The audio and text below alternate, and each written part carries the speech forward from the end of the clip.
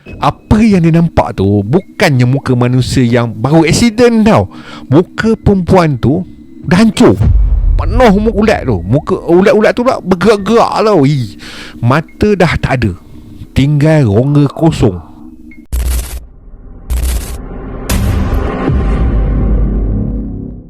Auzubillahi minasyaitonirrajim. Bismillahirrahmanirrahim. Allahumma shalli ala sayyidina Muhammad wa ala ali sayyidina Muhammad. Hai, Assalamualaikum. Welcome back to Seram Cengkeh AC Stories. Saya Abang Cengkeh. Video pada kali ini saya nak bawakan dua kisah seram. Kedua-duanya pengalaman tentang pemandu van jenazah. Tapi persoalannya, bila kita hantar jenazah waktu malam, betul ke hanya jasad je yang ikut sekali? Atau ada benda yang lain turut menumpang? Jom kita dengar kisah ni.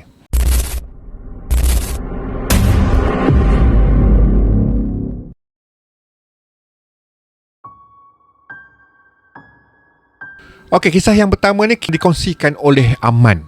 Kalau nak ikutkan cerita ni memang panjang gila guys. Kalau saya cerita ni dekat 2 jam jugalah. Tapi tak apa, saya kompres cerita ni jadi pendek, tapi tetap ada jalan cerita seram dan menarik. Okey, kisah dia macam ni. Sebenarnya kisah ni kisah lama tau. Kisah pasal seorang driver van jenazah. Nama dia Jamil. Kisah ni bukan cerita biasa tau, tapi antara pengalaman paling seram yang pernah jadi dalam hidup Jamil sepanjang dia kerja hampir 8 tahun sebagai pemandu van jenazah di Hospital Kuala Lumpur sekitar tahun 1984. Jamil ni dia bukanlah orang baru dalam kerja dia. Laluan jauh ke, hutan ke, kampung pedalaman ke, jalan sunyi ke, semua tu dah jadi rutin dah. Tapi malam tu lain macam tau. Ada satu malam tu dia kena hantar jenazah seorang wanita berumur dalam sekitar 70-an dah ke Kulim Kedah. Dia sendiri tak tahu punca kematian tu sebab dia memang bukan, orang kata apa, dia tak ambil tahulah kan. Bukan sebab bukan urusan dia. So kerja dia cuma satu je, pastikan jenazah tu sampai dengan selamat ke destinasi. Itu matlamat dia. Masa tu waktu dah hampir dekat-dekat maghrib. Jamil ni jenis yang memang jaga waktu. Jadi dia dengan pembantu dia Samad tunggulah dulu azan sebelum gerak. So dia orang ni pun solatlah jamak awal sebab perjalanan tu jauh dan memang dia orang ni jenis tak berhenti tengah jalan. Tambah pula laluan yang akan dilalui tu hutan, ladang dan kawasan tu agak sunyi lah. Lepas settle semua, diorang ambil jenazah dari bilik forensik. Buat prosedur biasa. Letak dalam van, tutup dengan kain hijau, bertulis ayat Quran. Jamil ni memang seorang yang jenis teliti tau. Sebelum dia bergerak, dia check enjin dulu, check logbook dulu, check barang dalam beg dia lah, termasuk ubat. Sebab masa tu dia ada rasa sema sikit lah kan. So perjalanan malam tu memang sunyi sangat tau. Jalan pula bukannya highway, sebab masa tu tahun 1984 highway utara selatan pun belum siap lagi. Jadi dia orang ni pun gunalah jalan lama. Laluan yang kiri kanan tu hutan, kadang ladang, kadang kampung. Hujan pun turun lebat lah waktu tu. Angin memang sejuk lah. Suasana memang cukup untuk buat orang rasa tak sedap hati. Dalam van tu cuma bunyi enjin je dan bunyi hujan lah. Sebab waktu tu hujan kan. So Samad pun dah lama terlelap sebab nanti nak tukar drive. So dia tak nak ganggu lah si Samad ni, sebab nanti dia akan ganti pula dia kan. So Jamil pula drive sorang-sorang lah. Mata dia pun fokus lah kat depan. Tapi fikiran dia dah mula melayang-layang sebab sunyi. Sorang-sorang bawa kereta, member sebelah tidur. So bila masuk kawasan Bukit Berapit tu, suasana lagi lain macam tau. Kawasan tu memang terkenal dengan laluan sunyi dan agak berliku jugalah jalan tu kan. Jalan tak apa cantik kan. So masa tu dari jauh Jamil nampak ada satu kereta putih terbabas langgar pokok besar di tepi jalan tu. Lampu jalan ada sikit lah kat kawasan tu, jadi nampak dengan jelas jugalah keadaan kereta tu. Memang remuk lah kereta tu. Dalam kepala Jamil terus terfikir mungkin ada mangsa. Walaupun tempat tu sunyi, dia tetap berhenti sebab dia rasa memang tanggungjawab dia. Sebab Jamil ni seorang yang bertanggungjawab tau. Dia tak boleh tengok orang dalam kesusahan, mesti dia akan tolong punya. So Jamil pun turunlah dari van dengan lampu suluh, berjalan perlahan ke arah kereta tu lah. So hujan pun masih renyah waktu tu, tapi tanah memang basah lah kan. Kawasan sekeliling dipenuhi semak dan rumpun buluh yang nampak gelap dan menakutkan. Bila sampai je dekat kereta, dia nampak cermin dah pecah tau. Bahagian depan kereta tu dah hancur dah. Enjin pula dia rasa dekat bonet tu rasa panas lagi tau, macam baru-baru berlaku lah. Dia pun suruh lah kat dalam kereta tu dan nampak tau seorang perempuan, kepala dia tunduk atas steering lah. Tunduk maksudnya tak nampak muka lah kan. Masa tu Jamil masih fikir perempuan tu mungkin masih hidup. Dia pun hulurlah tangan kan, sentuh bahu. Lepas tu daripada sentuh bahu tu, dia tarik lah perempuan tu. Tarik slow lah supaya perempuan tu sandarlah ke belakang kan, kat seat tu. Tapi bila muka tu terangkat tau, masa tu terus badan dia jadi kaku. Apa yang dia nampak tu bukannya muka manusia yang baru accident tau. Muka perempuan tu dah hancur, penuh muka ulat tu. Muka ulat-ulat tu pula bergerak-gerak tau. Mata dah tak ada, tinggal rongga kosong dengan ulat jatuh. Mulut tengah ngeluas. Keadaan memang macam mayat yang dah lama mati dah. Sedangkan masa dia cek tadi tu, kereta tu masih panas lagi tau. Memang tak masuk akal langsung kan dengan keadaan accident yang baru berlaku.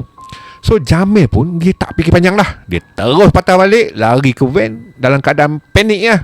Sampai kereta jatuh tau. Lampu suluh tercampak pun dia dah tak peduli dah. Masa tu Samad memang tidur mati dah. Dia masuk je dalam van, dia terus cuba gerakkan keadaan, tapi van tu langsung tak bergerak, macam tayar melekat dekat tanah. Si member sebelah tu memang tidur mati, memang tak sedar apalah. Dalam masa yang sama, suasana terus berubah. Dari hutan sebelah, diorang dengar bunyi ketawa mengilai, kuat dan panjang.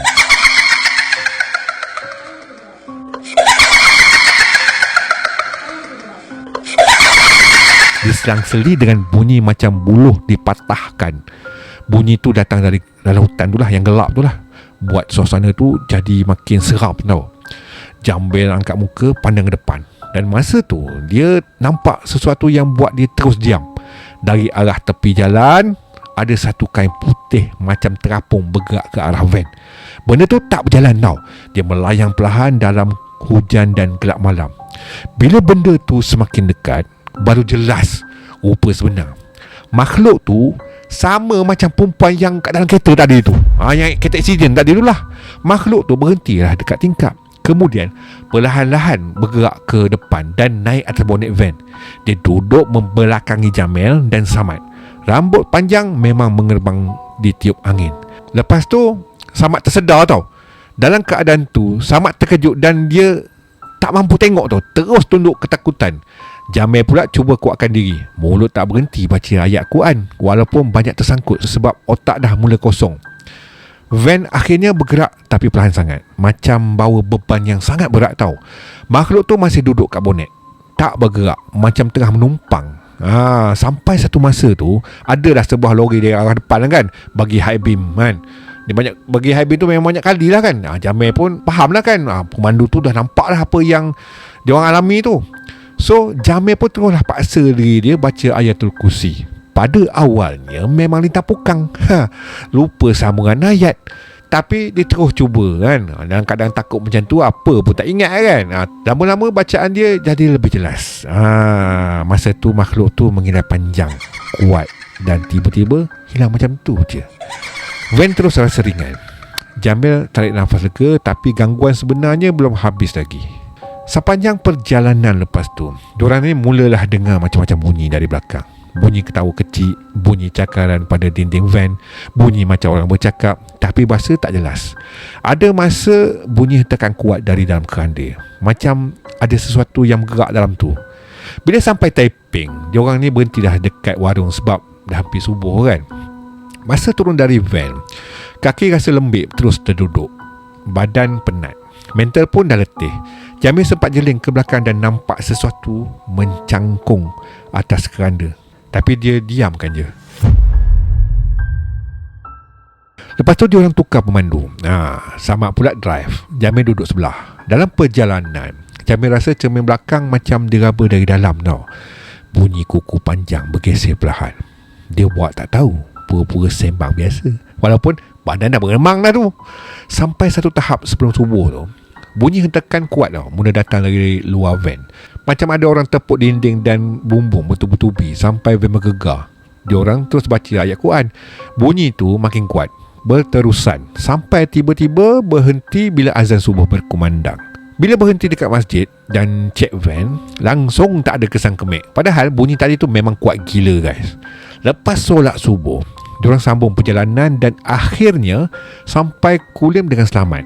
Tapi kesan gangguan tu tak berhenti kat situ.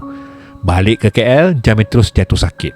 Hampir 3 bulan dia diganggu mimpi ngeri. Badan makin kurus, tak lalu makan, sampai macam hilang arah lah kan. Lepas dirawat secara Islam, baru dia sembuh. Perawat bagi tahu dia diganggu makhluk penunggu hutan Bukit Berapit. Sejak hari itu, Jamil memang tak akan berhenti mana-mana kawasan hutan waktu malam lagi. Apa yang berlaku tu memang cukup untuk ubah cara dia bekerja selama-lamanya. Kalau fikir balik, bukan semua benda yang kita nampak atas jalan tu memang datang dari dunia kita.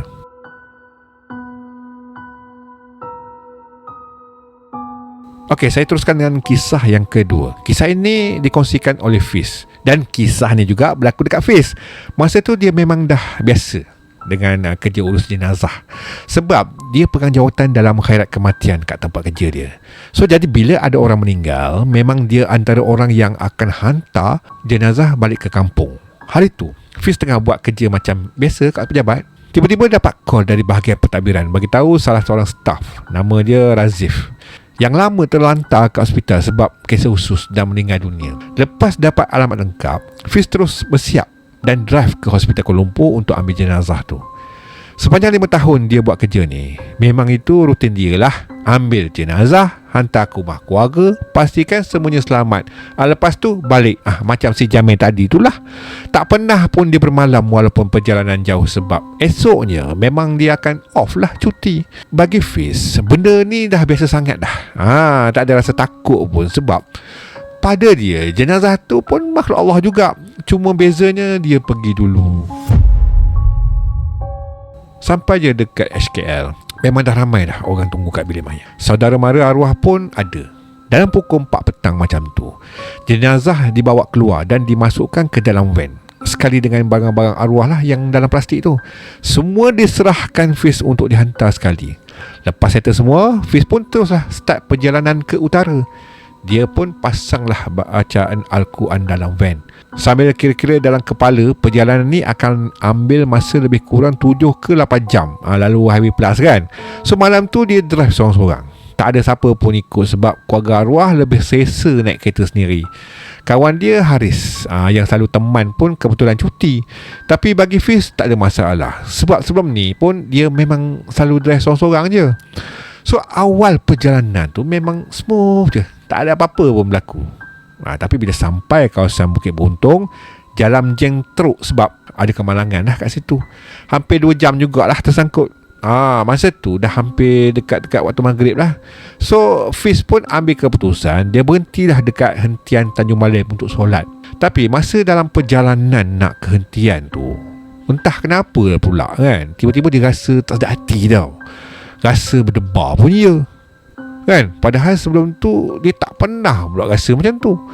Dia pun cubalah tenangkan diri dia, istighfar, tapi perasaan tu tak hilang pun. Lepas solat maghrib, dia sambung perjalanan. Malam pun makin gelap. Hujan pula mula turun lebat bila masuk kawasan sungai. Jalan makin susah nampak sebab hujan kan. Kilat pula sambung menyambung. Suasana memang cukup buat orang rasa seram. Fiz teruskan jugalah drive perlahan sambil dengar bacaan ayat Al-Quran. Tiba-tiba dalam keadaan hujan lebat tu, ada satu bunyi kuat tu.